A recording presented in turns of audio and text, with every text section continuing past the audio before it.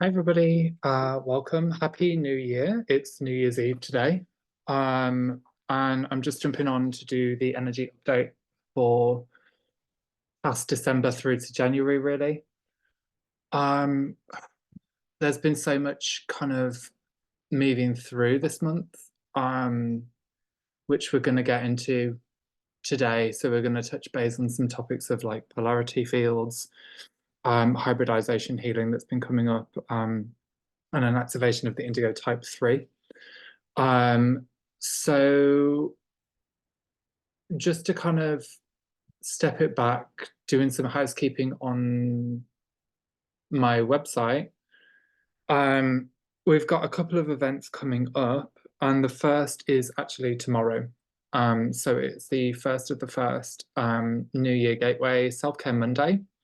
And from going forwards within 2024, all of the self-care Sundays are now all on self-care Monday. And this is just purely because I need to have some downtime. Some weekends I actually work at health and healing fairs and shows, so I can't just do it all on the Sundays. It's too compact for me. So the Monday is when it's kind of happening now. The next event is going to be on the 4th, which is the Psychic Healing and Development classes, which I do have a tab on my website to go back and review them. But I will also be bringing them forward for public domain, which they're already technically public domain, but making them more of a wider reach to bring assistance and help for people that are trying to really kind of discover and develop their own skills. So yeah, that's kind of playing out at the moment. That's what I'm kind of being guided to do with that at the moment. And I actually think that some of the grid work might be like that as well. But I haven't been fully guided on that one yet, but we'll get to that. So the grid work session is actually on the 26th of the month to come in January.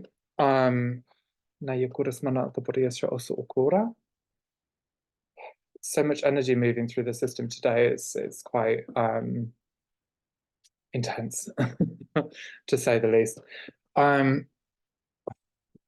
Okay, so on the 11th, I've got a field restructuring in a group setting on the 11th of the 1st, due to the gateway that will be kind of playing out on that day.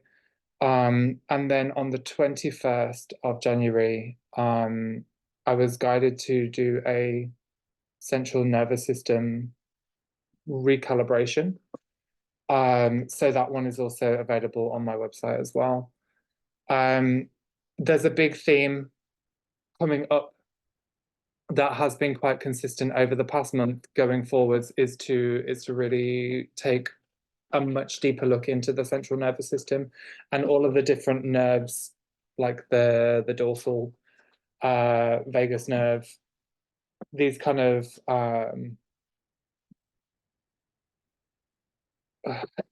points of interest as where to go and heal.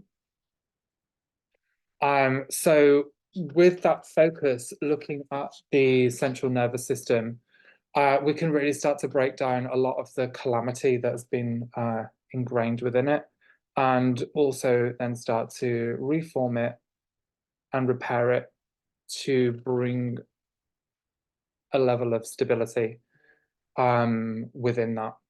Okay, yeah, koras mana push me more. Oh, it's very, very tight in the chest today. Right, okay.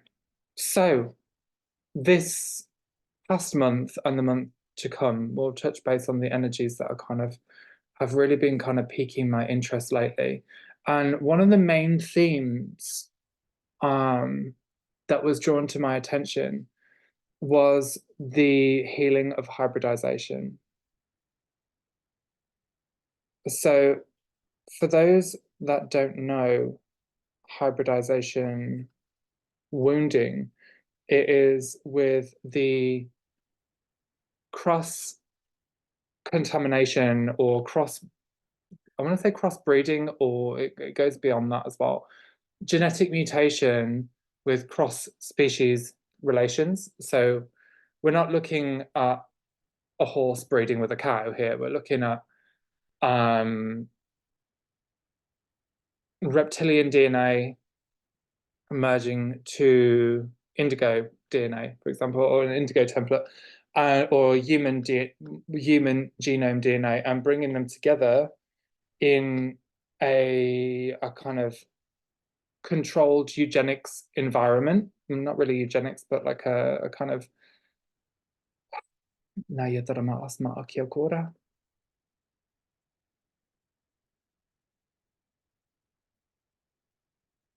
Okay, thank you. The original intention of this was to bring the lesser forms into the human form to then birth them into physical form, essentially.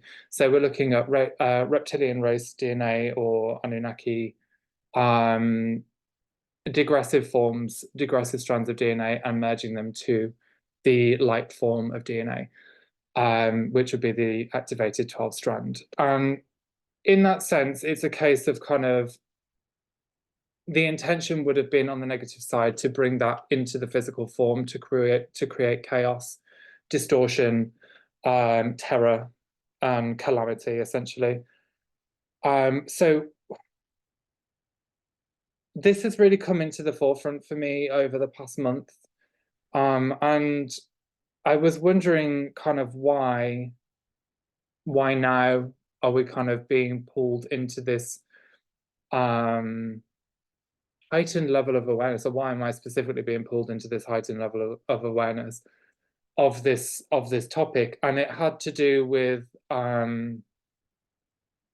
resolving more of like the plans of transhumanism and digressive forms, which really in a kind of like a longer viewpoint is a big part of the darker plan, which is the transhumanist agenda, which isn't necessarily with two species, but with an AI form and an inorganic and an organic form fused together.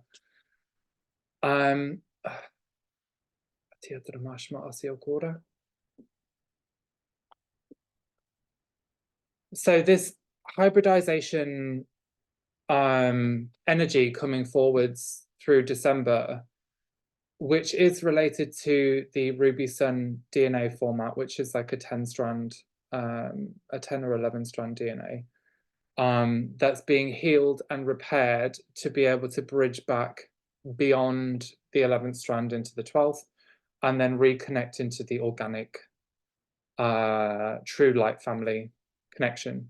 So I'm hoping that I'm making a lot of sense here, but I might not be. So this Ruby Sun mission essentially is to repair and restore the digressive forms of DNA and bring them into a heightened level and connection to the true Emerald Order families. It's the bridge point to pull them back from digression into evolution. Okay. I've just got a lot of tightness on my chest as I'm kind of bringing this information forwards. It's the energy today is quite uncomfortable for me, and there's a lot passing through. So I'm just kind of doing what I can at the moment, and I'm just hoping that it will all make sense in the long run. So within this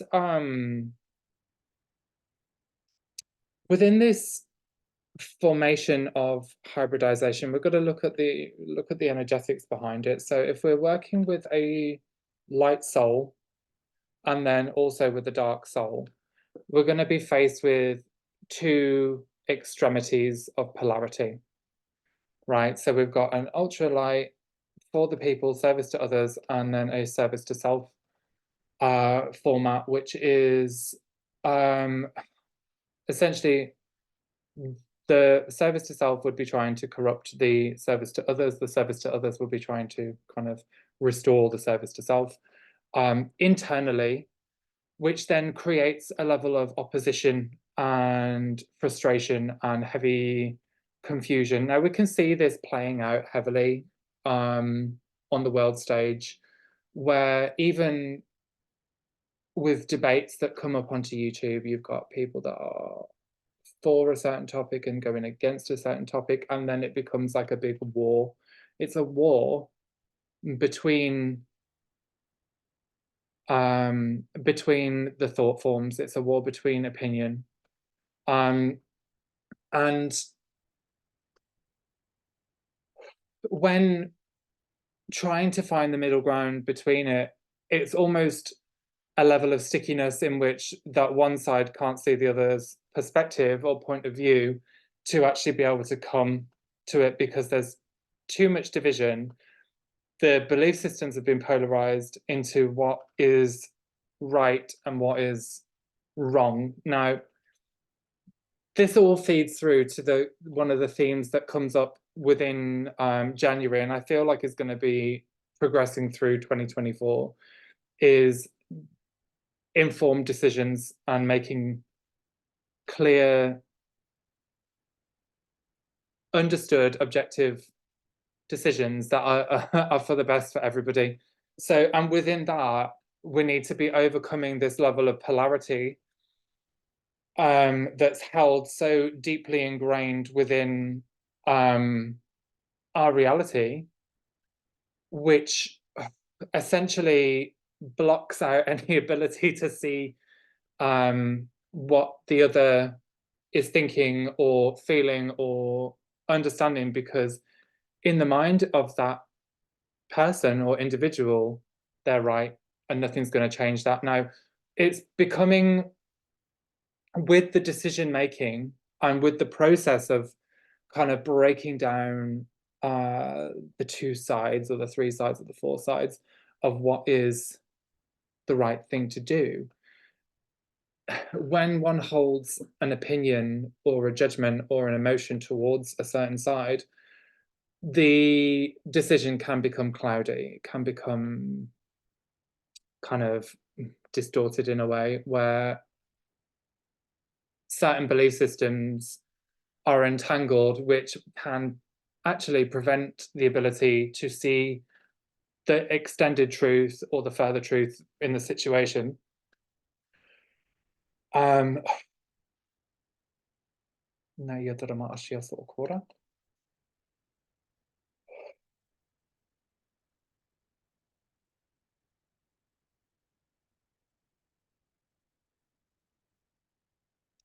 Which then causes a kind of, not necessarily a gridlock, but a friction where opposition sets in, and then nobody kind of really wins because they're both still kind of stuck on their own sides and not being able to kind of move beyond.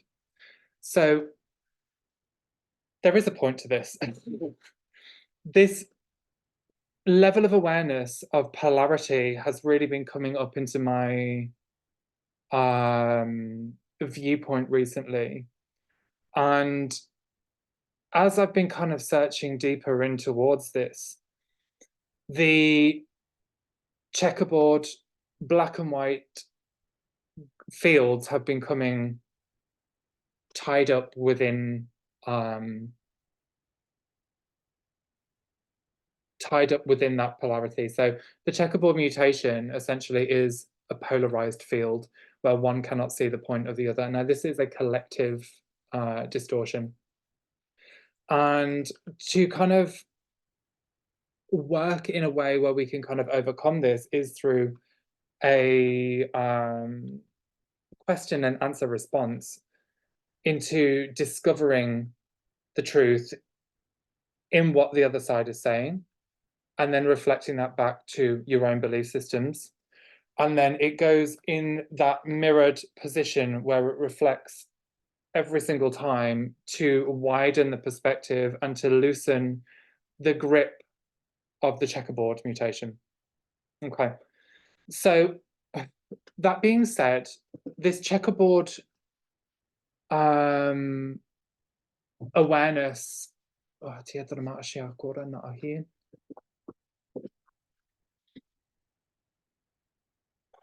the checkerboard awareness of these polarity fields or the polarized thought forms, it holds a stickiness as well. It holds yeah, like a stickiness which personally I feel doesn't feel organic. It feels like a level of a kind of infiltration within the collective field that's causing a distortion. Um, and locking the kind of progression into view, really. Na atia drama asia sokora.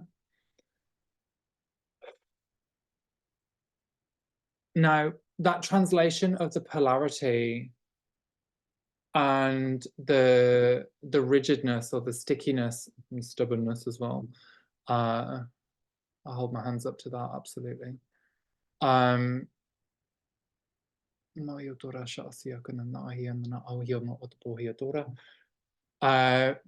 the translation of that within one's own mind and within one's own kind of field, what I've experienced it as is an internal conflict where decisions are unable to be made.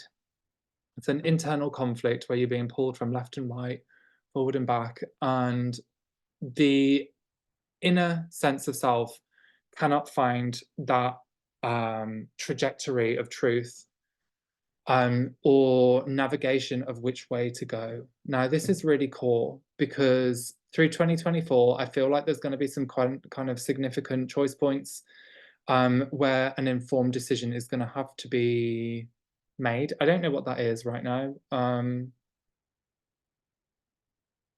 It's just kind of what I'm feeling at the moment. I don't know what it is, but I do feel like we're going to be kind of pushed into a place where we're going to have to create choice or create a choice, make a decision, and feel comfortable and confident within that. I don't know whether what kind of consequences there will be, but this is usually just as a methods of testing anyway to see where you can go. I don't believe that the divine would put you in any particular danger.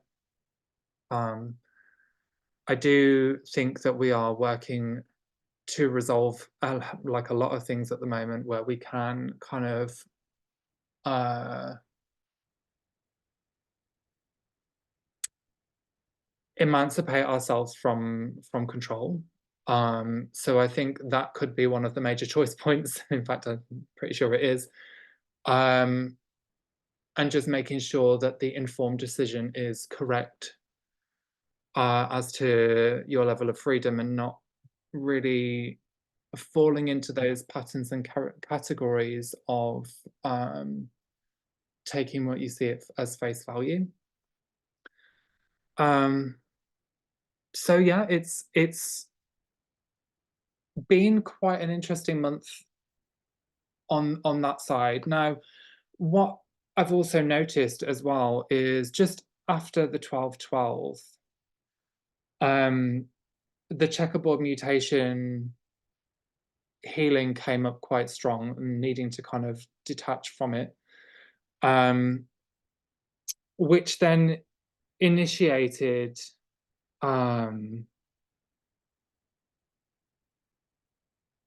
it initiated a new level of awareness of this indigo type 3 template. Now, the indigo type 3 is essentially working deeply to resolve hybridization trauma.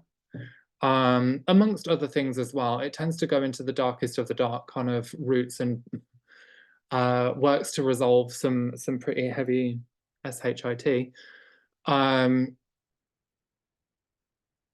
Now, this awareness had been brought forwards to me to work into repair and healing. So,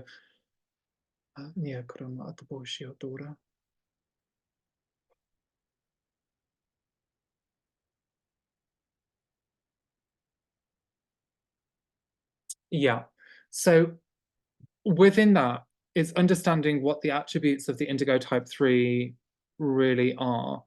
And what I've found is it's almost as if having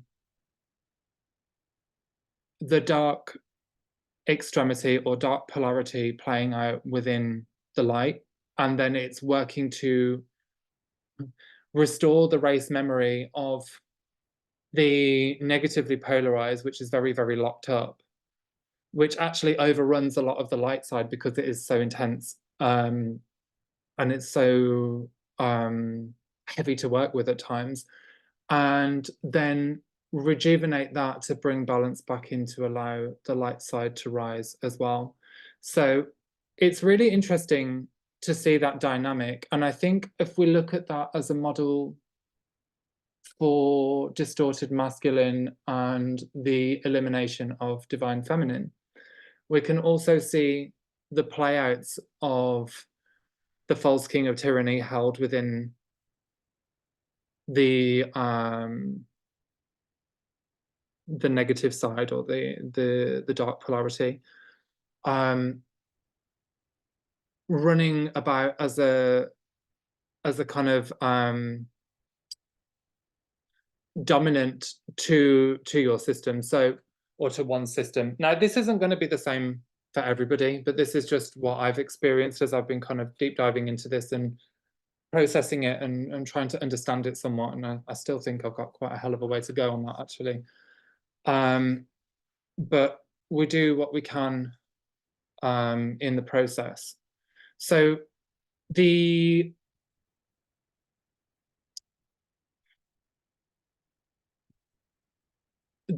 dark hybridized aspect, or this negative aspect that would have been held through this templating, this essentially is connecting to a fallen angelic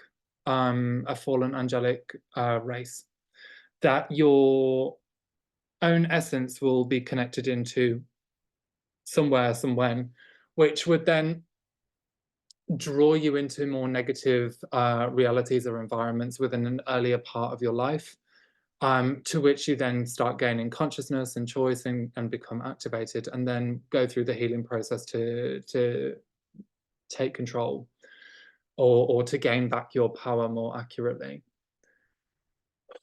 The process of the activation, when I've been reviewing this, I've seen the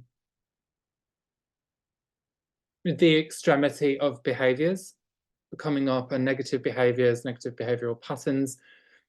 It seems to portray as a lot more than anybody else or anybody kind of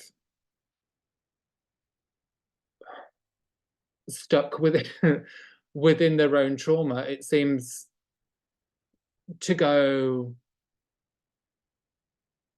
and become a lot more impactful. So it's really interesting as well. I was also drawn a link to the diagnosis of borderline personality disorder. Now, I'm no doctor or anything like that. I was once diagnosed borderline personality about 6 years ago, maybe 7 years ago. No, it was longer than that. It's about 8 years ago. And the more I've kind of unraveled that part, which has then neutralized the behaviors and neutralized the aspects and the attributes within that, we're then able to kind of pinpoint and see the references to structural templates like the Indigo Type 3, and then we can link it back into one's own personality from history, and we can say, oh my God, okay, right, that connects into there, that connects into there, and that connects into there. And through that awareness and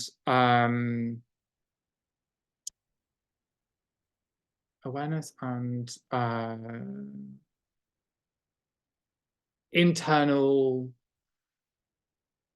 validation, you're then able to kind of dismantle it within your own clarification of that. Now, it's really interesting.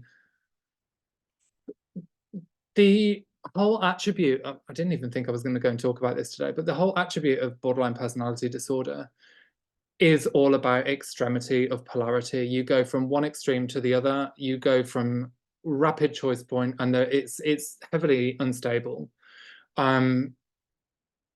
Now, within the understanding of the instability, it's also looking at your core foundational structure. Now, what happens when a core foundational structure becomes unstable? It falls over and you end up flat on your face some way, or you get into trouble one way or another. And looking at the fallen angelic races, this is what that kind of wants. So it pulls you into a much more um,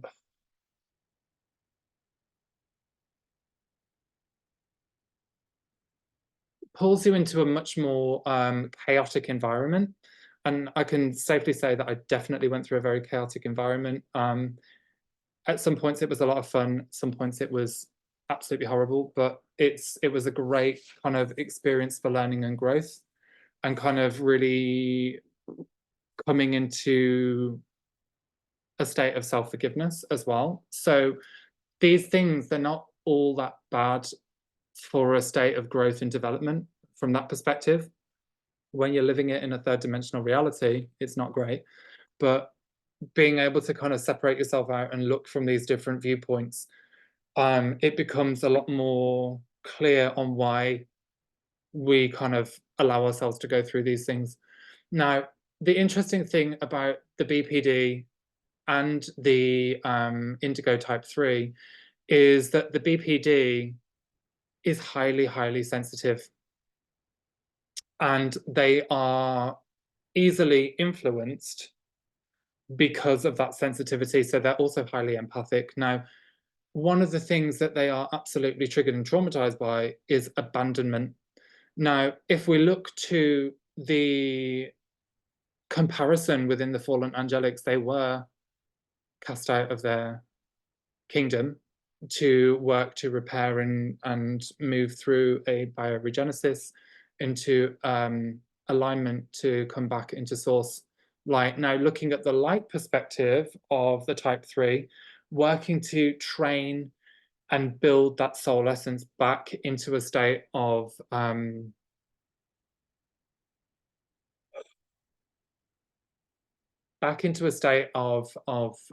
clarity in their understanding and into their divinity, moving through the forgiveness and starting to rebuild their heavily traumatized aspects and bring them back in to become secure and stable, which then builds that model of ascension back into the vertical pillar. Very, very interesting, because I only watched a video on this last night, and on the borderline personality thing last night, and then everything kind of set into place as the link in with the extreme polarity, the hybridization, and the inability to make decisions. So all of these things are kind of coming up at this moment for particular collectives to be able to kind of navigate and understand their own kind of history and understand what they're kind of choosing to do and why they've chosen to do it. So where the one holds the light, they're given the opportunity to kind of refine their boundaries with the dark. Now, these are just darker aspects of you or of me or whoever really is resonating with this video and thinking, oh my God, yeah, actually I can see that within myself. This will be the kind of laid out map or blueprint of that design. Why is it that we're kind of having to work through all of these different things now? Is it because we're coming into planetary end times and we've got agreements with these fallen angelics to help them come back into alignment and to build an ascension pathway within themselves to connect to the divine mind and come back to source? That feels accurate. It feels significant.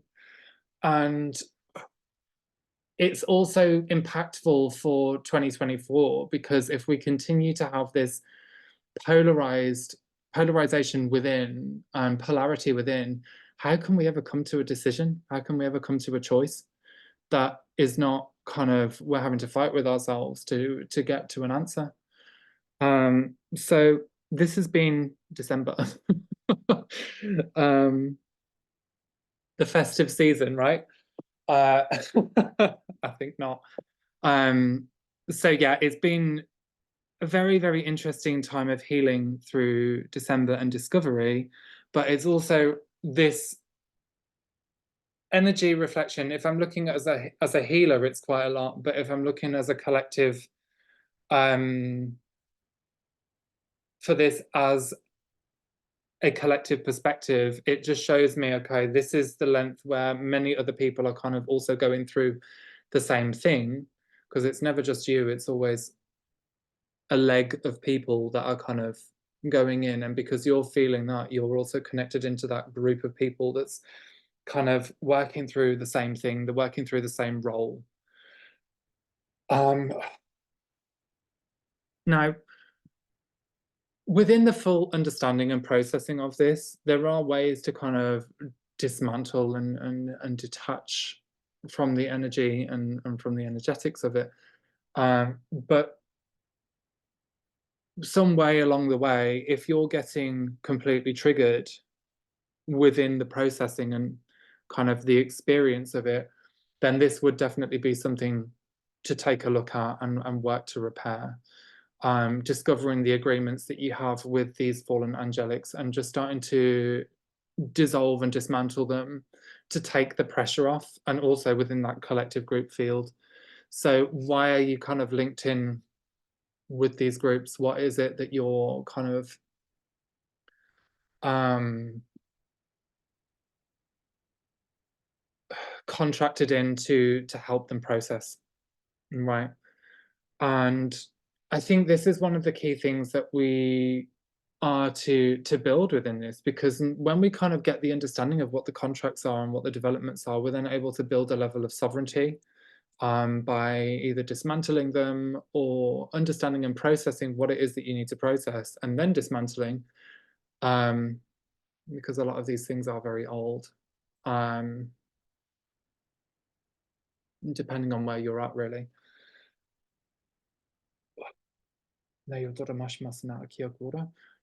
And then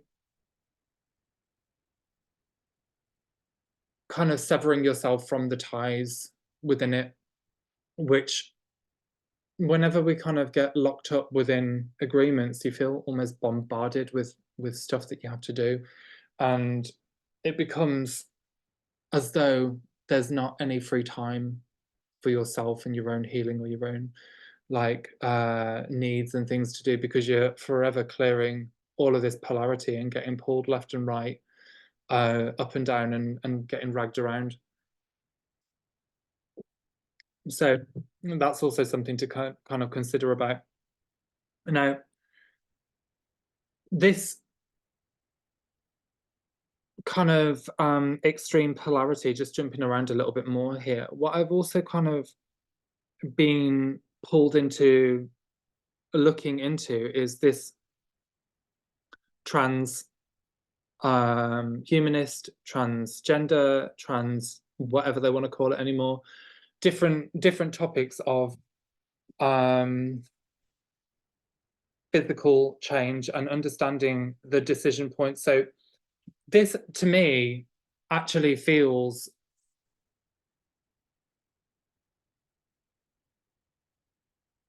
how do I describe this here that I'm not a the processing of the viewpoints of why people are kind of going down these pathways, and then creating that choice point for yourself, the need to understand their belief systems around this and their developments around this feels kind of important at the moment, not only for a neutralization of my own beliefs and potentially other people's beliefs when they're kind of focusing in on that, because I think when people hold their own kind of judgments to a situation or to a kind of person, they're unable to empathetically understand where the other person is coming from. What is it that they're in lack of? Um, that they need to kind of change their body or put a chip in their arm, or these different things. There's variables and factors that play out behind it that are yet to be discovered for their choice point.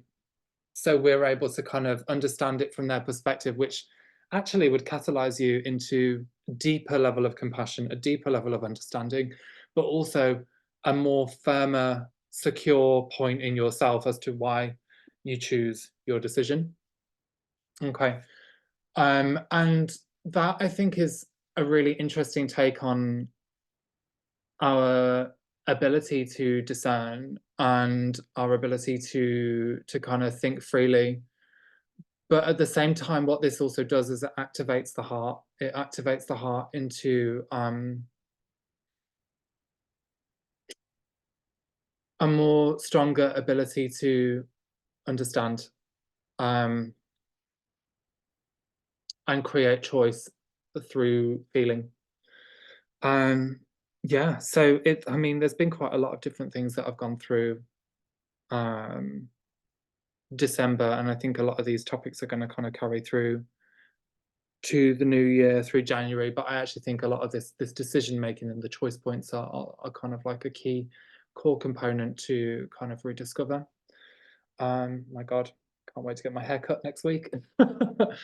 So on that note, it's just some food for thought, just to kind of look at how you make decisions, but also where you sit within polarity as well, and whether you are kind of engulfed in polarity on certain areas, or whether you are able to be objective in the viewpoint and to look at things from multiple facets of reality, different viewpoints that you hold within yourself. So, do you look through a creation perspective? Do you look through a 12th dimensional perspective? Do you look through a fifth dimensional perspective, etc., etc.? Um, and how can you get this? How can the changing your viewpoint shift your experience and your reality when processing information? That, I think, is kind of key for the decision making and the processing. So when you kind of set your intention to look through a different dimensional lens, or look through an objective lens or a creation lens, what is the purpose in creation? What is the purpose within as a founder race, as a guardian perspective? Where do you stand within that? So you're getting this information from these different parts of yourself and what their input is on the situation to pull in a much more well-rounded um, well-rounded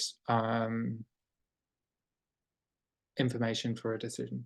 But anyway, I've spoken a lot there, and it's it's rambled on a fair bit. So let's just jump in and do a nice quick meditation just to bring the new year in. I'm just going to connect to the tone of yellow and pink. Yellow coming through the solar plexus and pink coming down vertically through the pillar of light, interlocking through center, spinning at the solar plexus, creating a spiral, expanding out to the event horizon. And as it connects into the horizon line, pulling in vast white light grid, patterning on the horizontal perspective. The Ankh, crystal pink Ankh, blue skyline,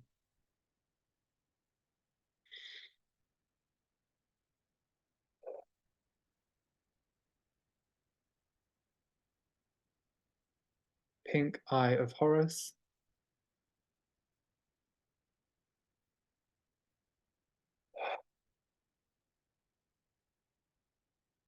stripping polarity from the perspectives. Every race, every creed, every choice of body, stripping out the material form to see as light perspective.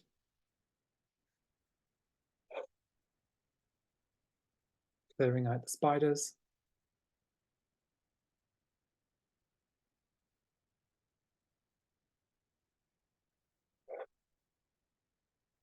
Polarity viewpoint, Yadrama Ashya Sotokora, false king of tyranny, Yadana Ayakaramna Arthbodia Shotokora, and elitism.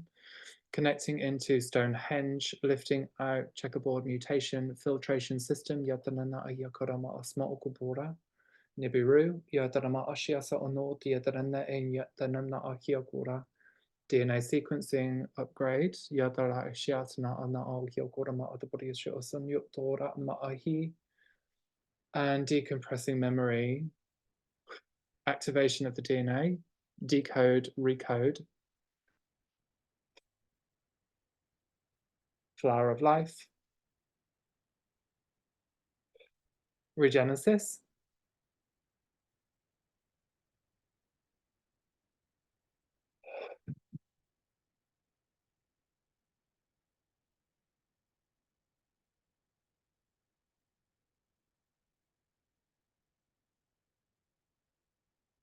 repatterning the mind,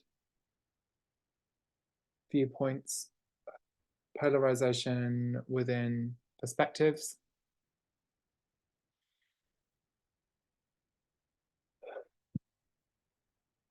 crystal architecture building,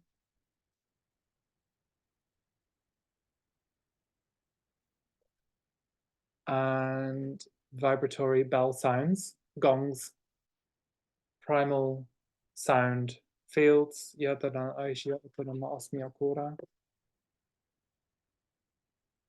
engage in rebuilding, primal light,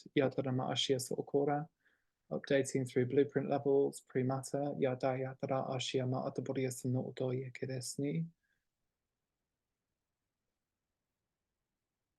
alchemization,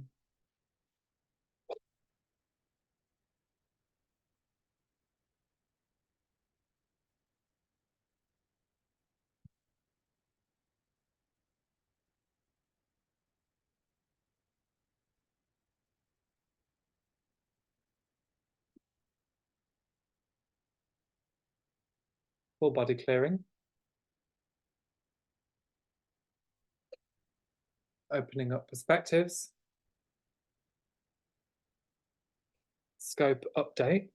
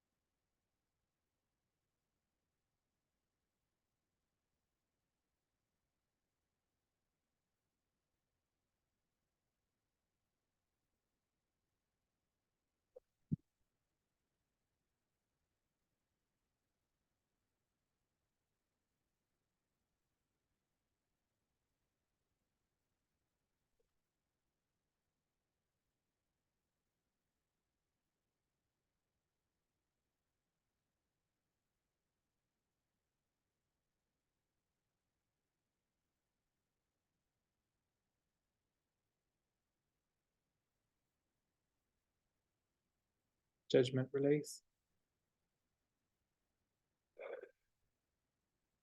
allowing heaviness to reset, lift out of the field. Okay, then there's a lot of kind of ancestral stuff coming up here, and also inner child wounding. And also a lot of heavy programming done from childhood. Clear to release. And this can be coming in through judgmental parents as an example.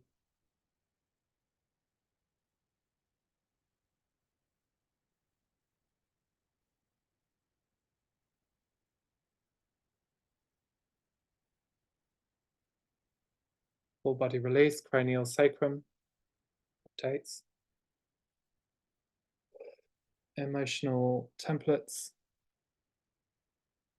and imprints dissolving, caps and limitations, yadana ashia sookora, dissolving,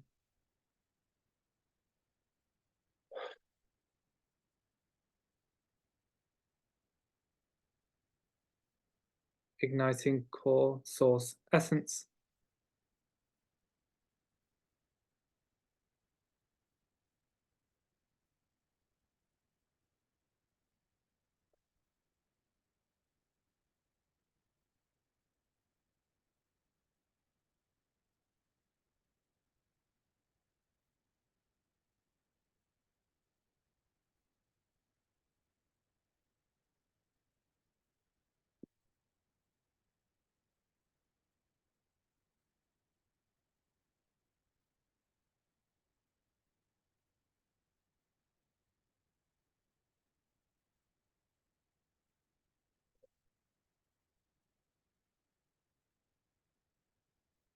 okay. I'm just calling back the essence here. The body's feeling nice and loose. Updating through the blueprint.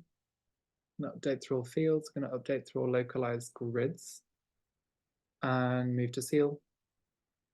I wish you a very happy new year. I hope to see you tomorrow or today if this comes out on Monday at 6 p.m. The links are all on my website. Yeah, I look forward to having you. Happy New Year, everyone. Lots of love. Bye.